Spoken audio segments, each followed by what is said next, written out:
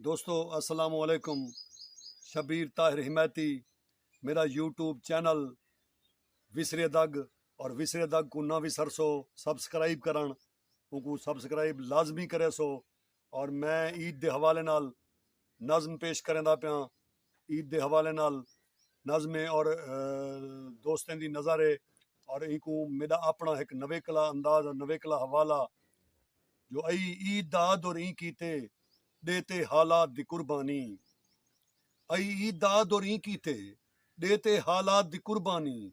असां हेल भी पिछले साल वांगू कीती ख्वाहिशात दी कुर्बानी।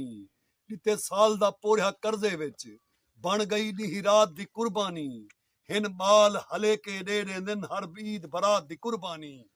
कल धी मासूम पयादी आई जो आई ईद दाद और ई कीते देते हालात दी कुर्बानी। असां हेल भी पिछले साल वांगू कीती ख्वाहिशात दी कुर्बानी।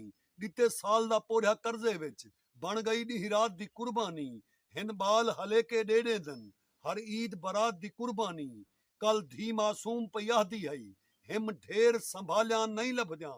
पा पिछली ईद ते पूर रखे मुए कूड़िया वालिया नहीं लभद्या।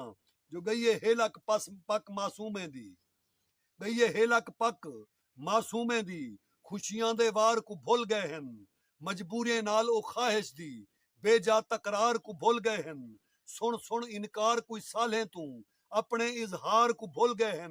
ओ समझते हार मुकद्दर दी हर हार सिंगार को भुल गए हैं। ओ समझते हार मुकद्दर दी हर हार सिंगार को भुल गए हैं। भुल गए हैं पिछला वादा ओ खड़े हिन वत अगला साल पकई। भुल गए हैं पिछला वादा हो अगला साल पकई। ओए उंदे दर्द दा खुद अंदाजा कर जै ईद दे दी है दाल पकई। उंदे दर्द दा खुद अंदाजा कर जै ईद दे दी है दाल पकई। जेड़ा नवा साल वलावल दे बद आस उम्मीदां दे वेंदे।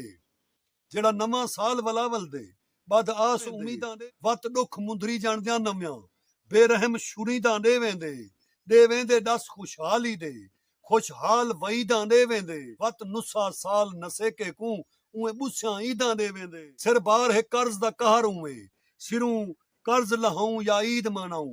जेड़े देख खिडौने खिंज वेंदन उहे बाल रहाऊं या ईद मनाऊं उहे बाल रहाऊं या ईद